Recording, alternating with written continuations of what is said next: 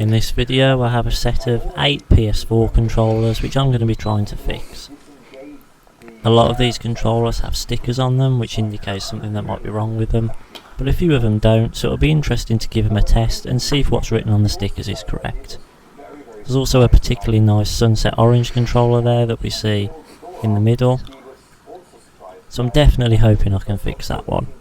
So let's take a look at the controllers and see if we can fix them. Right, so here's the first controller, and we can see on here it's got a sticker on it that suggests the L1 and L2 are not working. If I just turn this over now, we can see quite clearly that there is damage for the L1 and L2. There's a bit of dirt on the back, looks a little bit tatty. I'm just going to plug this in now and give it a test with gamepad testing.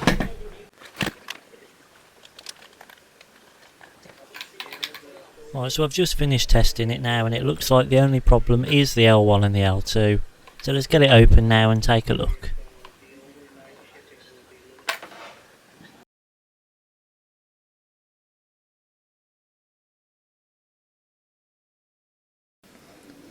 From the outside we could see that the L2 button was missing, but now that we're on the inside we can see it's actually snapped off some of the plastic on the inside.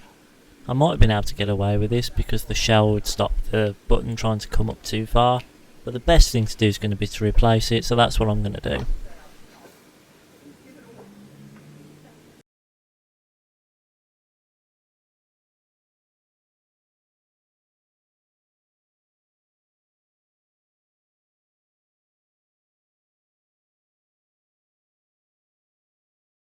So here's the plastic inner frame now, which is free, which I can take out. And I'll just put this to one side and swap in a complete replacement, which comes with a pair of motors, all of the buttons, including the ones that we were missing from the old frame. So with any luck, just swapping this piece over should hopefully get this controller back up and running.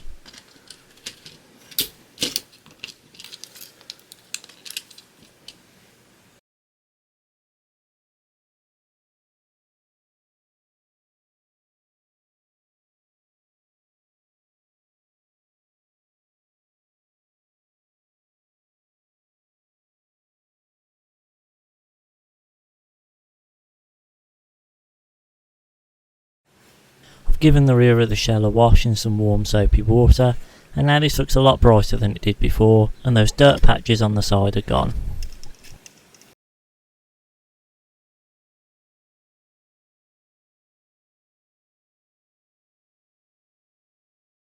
The controller's back together now, and we can see it is still lighting up. It's a good sign that it's been put back together correctly. So now all there is to do really is remove this sticker and it should look good as new.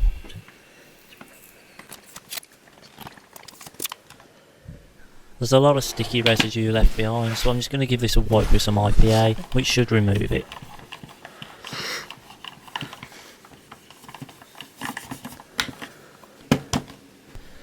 So we can see that's cleaned up nicely now, and I have given this a quick test off camera and it is all working properly. To begin with, the L2 button was missing, and so was the conductive pad that goes under the L1 and L2 buttons, and swapping out the frame for a complete one was enough to get it going again. Onto controller 2, and we can see this one's got a sticker on it that just says faulty. You can see the analog sticks look a little bit worn there. The back of the controller's got some stickers on it. But you can also see there's this bar that goes between the R1 and R2 buttons is missing, so there's been some damage there to the shell. So if I try the power button, we can see it's not currently doing anything, but let's get it plugged in and see if it'll turn on.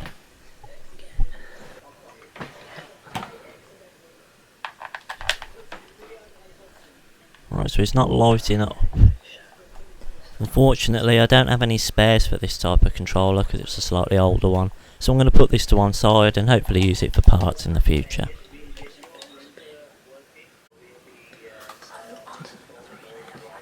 Onto controller number 3 now, and we can see that there's some damage here on the side where the shell's not together properly. It also suggests on the sticker that there's a power problem, so let's get it plugged in and let's see what happens.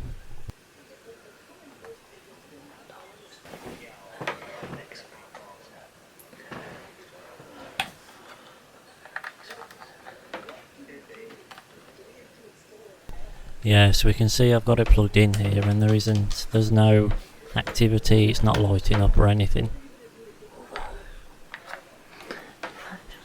Take a closer look at the micro USB port. There's nothing obviously wrong with it, it doesn't look damaged.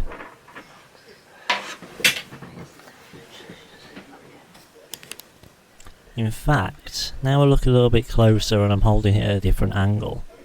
Not sure how well you can see that on camera, but it does look a little bit dodgy in there, as if there's something not quite as it should be. So what I think I'm going to do is I'll swap the rear shell plus the charging board and the cable from a known good controller, just to see whether that is the problem. I just wanted to pause the video here for a second just to draw attention to a couple of links I've got in the description to both a video and a blog post where I show you how you can make a little charging board that plugs into the EXT port of the controller, which is found in between the analog sticks. I've had these controllers for a few months and at the time of filming I didn't have one of these boards, but if I did, all I'd have had to do at this point is plug one of those in and I'd have had the answer straight away. Unfortunately I didn't, so I had to take the controller apart, but it would have saved a lot of time if I'd had one of those boards. Okay, so back to the video.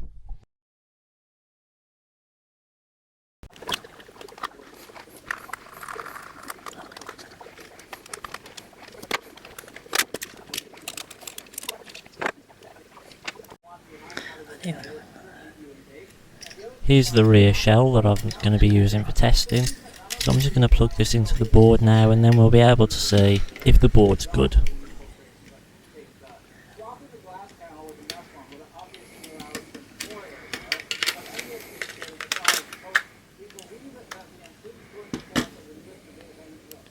So hopefully when I plug this in there we'll see the controller light up.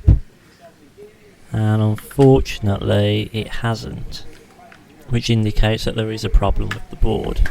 It's quite a common issue with some of these PS4 controllers, particularly the newer models of the board, where the charging chip dies and you can no longer charge the controller. A new chip for one of these is currently around £20, which means it's not really cost effective to try and replace. So unfortunately I'm going to put this one down as a no fix, and I'll be stripping it down for parts and hopefully I'll be able to use the parts in other controllers. So on to number 4 now, and we can see straight away there's some damage here to the front. It's overall looking a little bit tatty.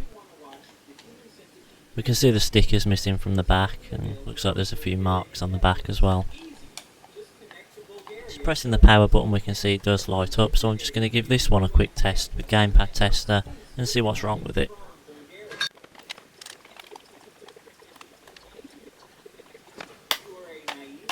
Right, so this one's got a lot of drift on the left stick, so it looks like the left stick's going to need taking a look at.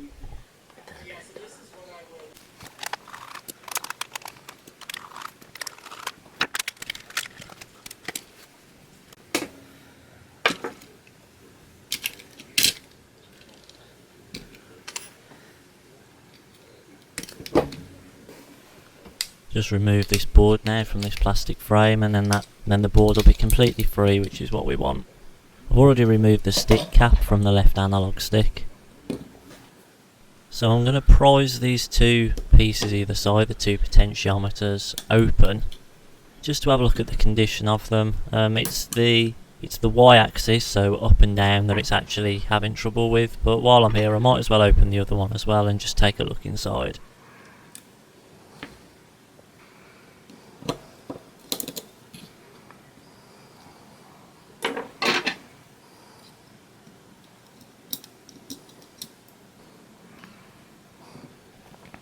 Taking a closer look at the one on the left hand side, which controls up and down, and you can see quite clearly that it's quite badly gouged in there, so that's taken a hit at some point.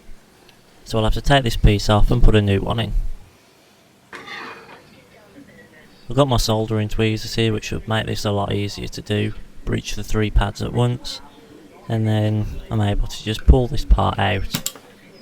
So now I just need to clean up the pads and it should be easy to slot a new one in.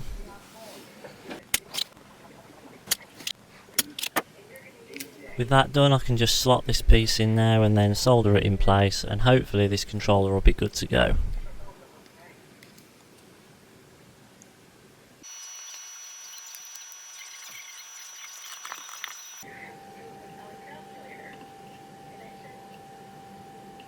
solder in this new part in now, and then I'll get the controller put back together.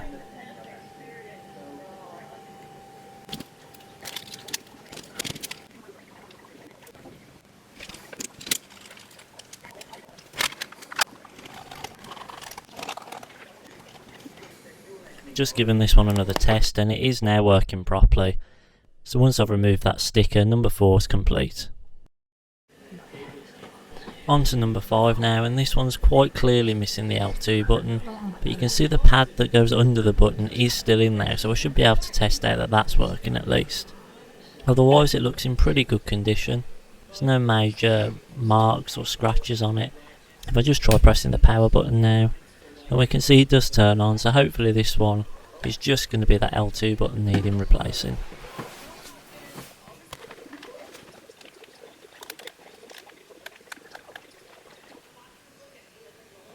Finished testing it now, and this controller is all working, including the L2 button when I press the pad in.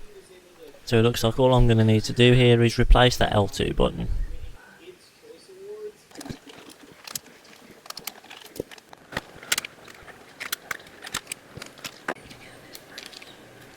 Got a replacement L2 button here, so I just need to hook it over this plastic piece we see sticking out. And you can see the top section should just clip in. I'm just going to make sure that the spring is lined up correctly. Just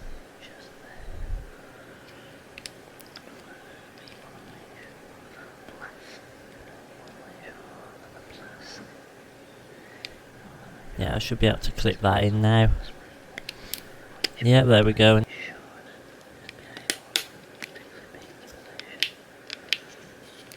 Now that seems to be working fine. So if I can get this back together now, that should be another one done.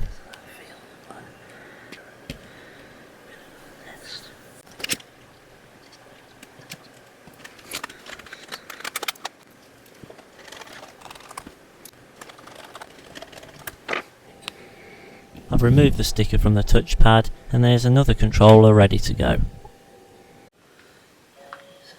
On to number 6 now, and unfortunately this one's not going to be fixable. Because as we can see from the sticker, it suggested that there were a lot of things wrong with this, and I have already tested it off camera, and this is not one that I'm going to be able to fix. There are too many problems with it, so I'm going to break this up and keep the parts for spares. You can't fix them all, and unfortunately this one wouldn't have been fixable.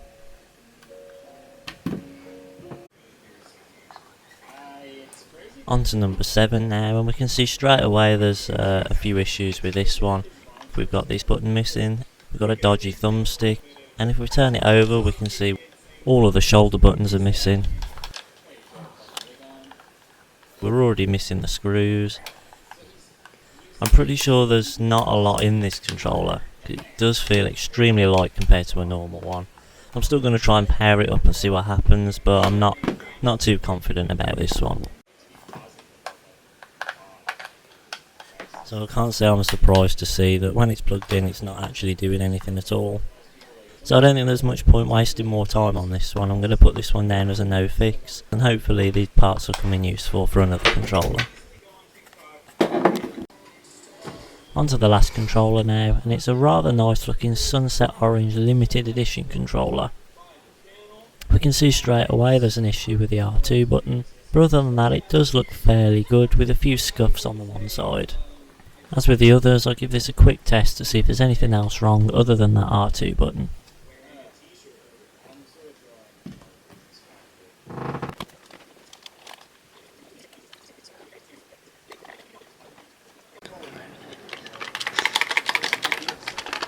I think there's definitely something loose inside this controller. I don't think they're supposed to make this noise.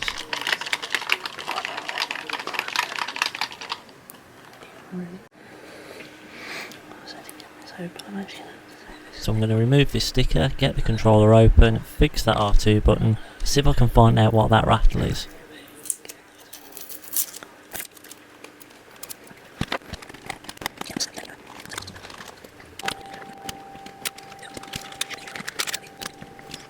The R2 button fell out when I got the controller open. But I'm just going to hook this back on now, just like I did one of the previous controllers. There is a little bit of damage in the area, but it's only minor, so it should be fine.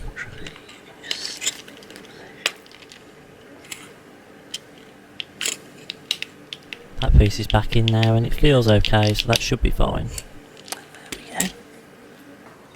As for this rattle, I've narrowed it down to this side somewhere, but it's quite difficult to tell exactly where it's coming from.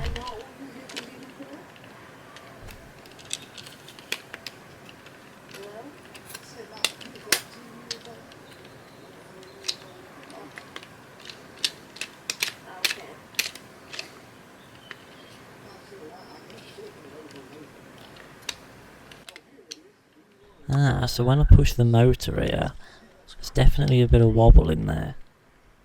So it looks like this is where the noise is coming from. So in that case then, it looks like I'm going to need to swap out this motor. So to get to that, I'm going to have to strip this down just to the plastic frame that holds the motors. We've seen that a few times already, so we'll skip ahead to where I've already got it out. So I'm just going to try and loosen the adhesive that holds these motors in place. With this adhesive gone, they should pop out quite easily.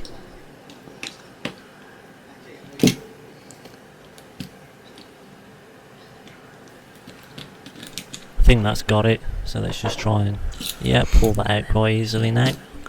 And if I just hold this up to the camera, you can see there just how wobbly this shaft is.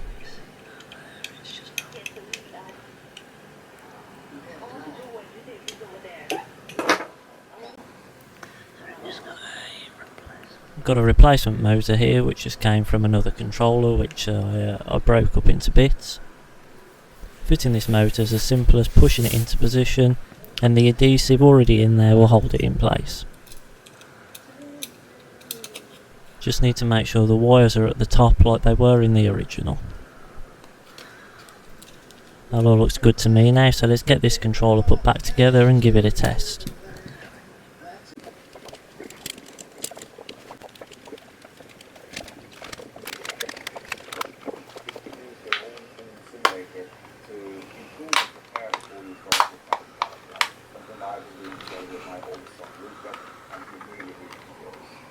In any case, the 1,000 person new guys who use the link in the video below will get a free trial with Skillshare. If you find something like, well then the way that your brain interprets information is full of things. And this is going to be for make sure that the industry supports it better and safer and find ways to manage their problems. So that's the last controller done now. Needs a little bit of a clean, but other than that it's good to go. So in the end, not all of these controllers were fixable, but I had fun tinkering with them and hopefully you enjoyed watching. So I hope you liked this video, thank you very much for watching and I hope you'll stick around for the next one.